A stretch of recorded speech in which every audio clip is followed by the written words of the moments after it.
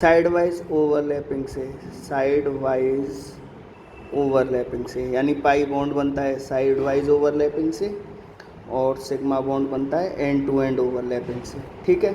उसके बाद जो दूसरा पॉइंट ऑफ डिफरेंस है वो ये है कि सिग्मा बॉन्ड हमेशा तब बनता है जब एस एस या एस पी या पी पी ऑर्बिटल्स के बीच में ओवरलैपिंग होती है, जबकि पाई बॉन्ड तब बनता है जब पी और पी ऑर्बिटल्स के बीच में ओवरलैपिंग होती है। यानी कि हम कह सकते हैं कि पाई बॉन्ड के अंदर कभी भी एस ऑर्बिटल इन्वॉल्व नहीं होता, पाई बॉन्ड हमेशा पी ऑर्बिटल्स के बीच में ही बनता है। तीसरा पॉइंट ऑफ डिफरेंस हम देखते हैं तो याद रखना कि सिग्मा बॉन्ड के केस में जो ओवरलैपिंग का अमाउंट है वो बहुत ज़्यादा होता है, यानी ओवरलैपिंग इज़ लार्ज, और क्योंकि लार्ज ओवरलैपिंग होती है इसलिए हम बोल देते हैं कि सिग्मा बॉन्ड इज़ स्ट्रॉन्ग। ये कैसा होता है? स्ट्रॉन्ग होता है। जबकि पाई बॉन्ड के केस में ओवरलैपिंग जो होती है वो कंपैरेटिवली स्मॉल अमाउंट में, स्मॉल एक्सटेंट में होती है, इसलिए जो पाई बॉन्ड है वो कैसा होता है? वो कमज़ोर, वीक बॉन्ड होता है। एक और पॉइंट ऑफ डिफरेंस हम देख लेते हैं कि free rotation of atoms about sigma bond is possible. Sigma bond is possible, यानी एटम्स का फ्री रोटेशन हो सकता है अबाउट सिग्मा बॉन्ड, जबकि पाई बॉन्ड के अबाउट नॉट पॉसिबल। ऐसा इस वजह से होता है क्योंकि मान के चलिए ये ए और बी के बीच में सिग्मा बॉन्ड बना हुआ है, तो हम इन एटम्स को जो है अबाउट सिग्मा बॉन्ड रोटेट करा सकते हैं। लेकिन अगर आपने ए और बी के बीच में मान के चलिए ये पाई बॉन्ड बना, तो आप पाई बॉन्ड के अबाउट जो है इन एटम्स को रोटेट नहीं करा सकते, और अगर आप कोशिश करोगे तो पाई बॉन्ड क्योंकि वीक होते हैं और ये क्या हो जाएंगे? ये ब्रेक हो जाएंगे। इसलिए एटम्स का रोटेशन पाई बॉन्ड के अबाउट जो है पॉसिबल नहीं है। अगर आपने कोशिश करी तो पाई बॉन्ड कमज़ोर होते हैं और वो क्या हो जाएंगे? ब्रेक हो जाएंगे। तो इस तरीके से ये दो तरह के बॉन्ड, सिग्मा बॉन्ड और पाई बॉन्ड, ये आपके ख़त्म होते हैं। अब मैं यहाँ पे आपको कुछ और चीज़ें डिस्कस करना चाहता हूँ, और वो है बॉन्ड कैरेक्टरिस्टिक्स। बॉन्ड की कुछ कैरेक्टरिस्टिक्स हैं, उनको हम डिस्कस कर लेते हैं। तो पहली कैरेक्टरिस्टिक जो बॉन्ड की है वो है बॉन्ड लेंथ। बॉन्ड लेंथ होता क्या है कि जैसे कि मान के चलिए ये मेरे पास दो एटम्स हैं और दोनों एटम्स के बीच में ये बॉन्ड बन रहा है, तो ये पहले एटम का न्यूक्लियस, ये दूसरे एटम का न्यूक्लियस, तो इन दोनों के न्यूक्लियस के बीच की जो दूरी होती है वो बॉन्ड लेंथ कहलाती है। अगर मैं यहाँ से यहाँ तक की डिस्टेंस आर ए लिखता हूँ और ये डिस्टेंस आर बी लिखता हूँ, तो बॉन्ड लेंथ हो जाती है r a plus r b. Clear है? तो बॉन्ड लेंथ क्या हो गई? बॉन्ड लेंथ एक्चुअल में क्या होती है? Equilibrium distance between the centres of nuclei of two bonded atoms. दो बॉन्डेड एटम्स के न्यूक्लियसेस के सेंटर के बीच की दूरी क्या कहलाती है? बॉन्ड लेंथ कहलाती है। ठीक है। बॉन्ड लेंथ ज़्यादातर या तो एंगस्ट्रॉम में, एंगस्ट्रॉम आप जानते हो 1 एंगस्ट्रॉम इक्वल टू 10⁻⁻10 मीटर, तो या तो बॉन्ड लेंथ एंगस्ट्रॉम में मीज़र होती है या फिर पिकोमीटर में। पिकोमीटर होता है 10⁻12 मीटर। तो बहुत छोटी लेंथ होती हैं, इसलिए इनको एंगस्ट्रॉम में या पिकोमीटर में ही मीज़र करते हैं। क्लियर है यहाँ तक? उसके बाद फैक्टर्स अफेक्टिंग बॉन्ड लेंथ, वो कौन कौन से फैक्टर्स हैं जो बॉन्ड लेंथ को अफेक्ट करते हैं? तो फैक्टर्स अफेक्टिंग बॉन्ड लेंथ। तो देखिए 3 फैक्टर्स हैं जो बॉन्ड लेंथ को अफेक्ट करते हैं। पहला फैक्टर है साइज ऑफ एटम।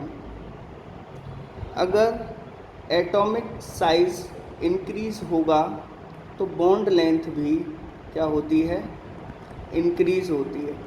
आप देख सकते हो कि मेरे पास ये हाइड्रोजन है और दूसरा फ्लोरीन है, फिर मेरे पास हाइड्रोजन है और क्लोरीन है। तो आप देख रहे होंगे कि फ्लोरीन का साइज़ छोटा होता है, क्लोरीन का साइज़ बड़ा होता है।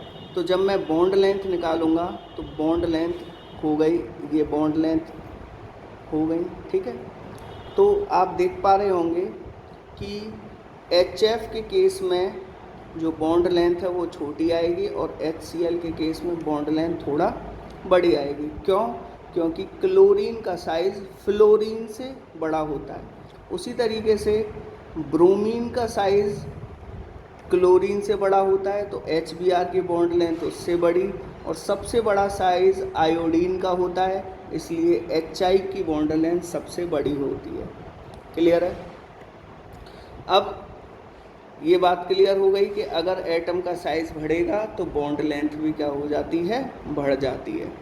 दूसरे फैक्टर की तरफ बढ़ते हैं, और जो दूसरा फैक्टर है वो है मल्टीप्लिसिटी ऑफ बॉन्ड। ये माना जाता है कि ट्रिपल बॉन्ड की बॉन्ड लेंथ सबसे छोटी होती है, डबल बॉन्ड की उससे बड़ी, और सिंगल बॉन्ड की जो बॉन्ड लेंथ होती है वो सबसे ज़्यादा होती है। फॉर एग्ज़ाम्पल, अगर हम C triple bond C double bond C और C सिंगल बॉन्ड C का कंपेयर करें तो सबसे बड़ी bond length C single bond C की होती है। नंबर 3, अगर हम हाइब्रिडाइजेशन की बात करते हैं तो हाइब्रिडाइजेशन भी अफेक्ट करता है बॉन्ड लेंथ को। देखो 3 तरह के कार्बन होते हैं। एक ऐसा कार्बन होता है जिसकी हाइब्रिडाइजेशन sp3 होती है, एक ऐसा कार्बन होता है जिसकी हाइब्रिडाइजेशन sp2 होती है, और एक ऐसा कार्बन होता है जिसकी हाइब्रिडाइजेशन sp होती है। तो आपको पता होना चाहिए कि sp3 हाइब्रिडाइजेशन वाला जो कार्बन होता है उसकी बॉन्ड लेंथ हमेशा सबसे ज़्यादा होगी और sp वाले की सबसे कम होती है बॉन्ड लेंथ। क्लियर है? उसका अभी रीज़न मैंने आपको बताया भी था। C triple bond C double bond C और C सिंगल बॉन्ड C। तो C सिंगल बॉन्ड C में ये कार्बन sp3 हाइब्रिडाइज्ड होता है, ये sp2, और ट्रिपल बॉन्ड वाले कार्बन sp हाइब्रिडाइज्ड होते हैं। इस वजह से sp3 कार्बन वाले की बॉन्ड लेंथ सबसे बड़ी, जबकि sp कार्बन वाले की बॉन्ड लेंथ सबसे छोटी होती है। चलिए दूसरे बॉन्ड कैरेक्टरिस्टिक की तरफ बढ़ते हैं। सेकंड बॉन्ड कैरेक्टरिस्टिक है bond enthalpy. Bond enthalpy actual में क्या होता है? ये होता है energy required to break 1 mole bonds. 1 mole bond को ब्रेक करने के लिए जितनी एनर्जी की ज़रूरत पड़ती है वो कहलाती है बॉन्ड एंथैल्पी या बॉन्ड एनर्जी। कौन कौन से फैक्टर्स बॉन्ड एंथैल्पी को अफेक्ट करते हैं? तो सबसे पहले साइज़ ऑफ एटम। आपको पता होना चाहिए कि अगर एटॉमिक साइज़ बढ़ेगा तो बॉन्ड लेंथ बढ़ती है, और बॉन्ड लेंथ बढ़ती है तो बॉन्ड की ताकत यानी बॉन्ड स्ट्रेंथ घटती है। बॉन्ड स्ट्रेंथ घटेगी, बॉन्ड की ताकत घटेगी, तो बॉन्ड एंथैल्पी भी क्या होती है? डिक्रीज़ होगी। बॉन्ड की ताकत घटेगी तो बॉन्ड को तोड़ने के लिए कम एनर्जी देने की ज़रूरत पड़ेगी। दूसरा जो फैक्टर है वो है multiplicity of bond. Multiplicity of bond, आपको पता होना चाहिए कि ट्रिपल बॉन्ड को तोड़ने के लिए सबसे ज़्यादा एनर्जी की ज़रूरत पड़ती है, जबकि सिंगल बॉन्ड को तोड़ने के लिए सबसे कम एनर्जी की ज़रूरत पड़ती है। तो अगर आपसे पूछा जाए H bond H, O double bond O और N ट्रिपल बॉन्ड N में किसकी बॉन्ड एंथैल्पी सबसे ज़्यादा है, तो N ट्रिपल बॉन्ड N की ट्रिपल बॉन्ड को तोड़ने के लिए सबसे ज़्यादा एनर्जी की ज़रूरत पड़ती है। क्लियर है। एक होता है number of lone pairs. Lone pairs जितने ज़्यादा होंगे मॉलिक्यूल के अंदर उतना ज़्यादा रिपल्शन होगा। रिपल्शन इन मॉलिक्यूल इंक्रीज हो जाएगा। इससे जो बॉन्ड है वो कमज़ोर बनेगा, बॉन्ड की ताकत घट जाएगी, बॉन्ड स्ट्रेंथ डिक्रीज़ हो जाएगी। और बॉन्ड स्ट्रेंथ डिक्रीज हो जाएगी तो बॉन्ड एंथैल्पी भी क्या हो जाएगी, डिक्रीज हो जाती है।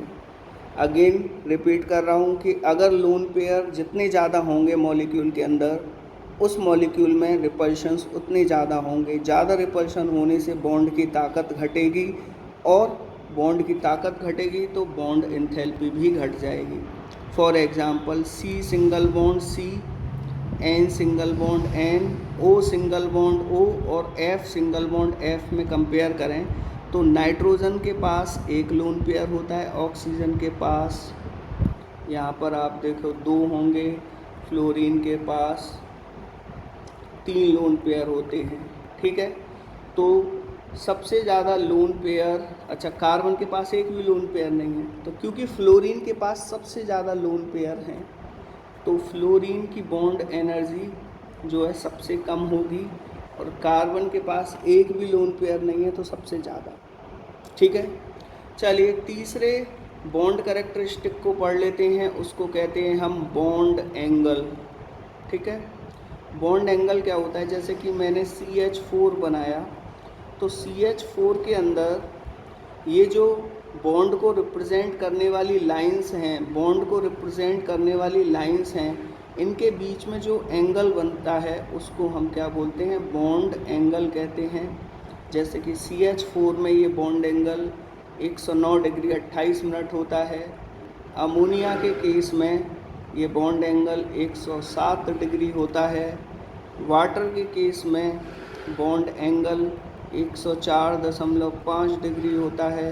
BF3 के केस में ये बॉन्ड एंगल 120 डिग्री होता है। क्लियर है।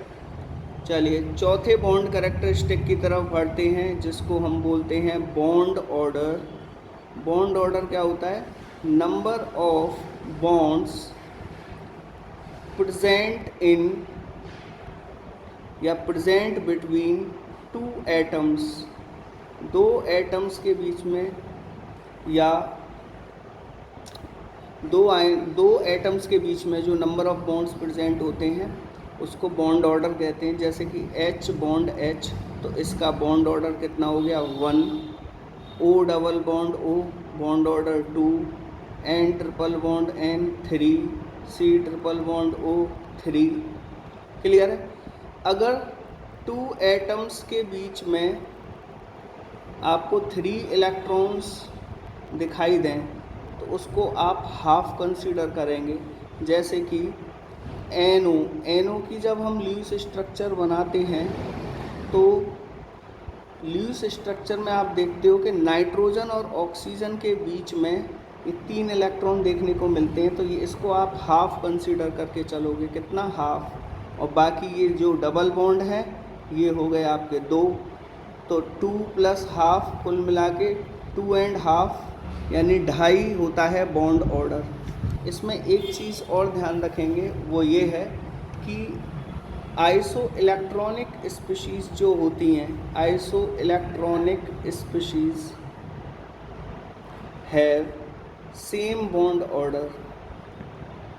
आइसो इलेक्ट्रॉनिक स्पीशीज़ क्या होती हैं भाई, जिनमें सेम नंबर ऑफ इलेक्ट्रॉन होते हैं। जैसे F2 के अंदर 18 इलेक्ट्रॉन होते हैं और O2 नेगेटिव, इसके अंदर भी 18 इलेक्ट्रॉन होते हैं, तो ये दोनों कैसी हो गई, आइसो इलेक्ट्रॉनिक हो गई। तो जो F2 का बॉन्ड ऑर्डर होगा वही O2 नेगेटिव का होगा। अब आप देखो F2 का बॉन्ड ऑर्डर क्या होगा, F2 में सिंगल बॉन्ड होता है तो बॉन्ड ऑर्डर 1 हो गया, तो यही बॉन्ड ऑर्डर जो है किसका होगा, O2 नेगेटिव का भी बॉन्ड ऑर्डर क्या होगा, 1 होता है। ठीक है, यहाँ तक आगे बात समझ में। चलिए तो आज के लिए इतना ही बहुत।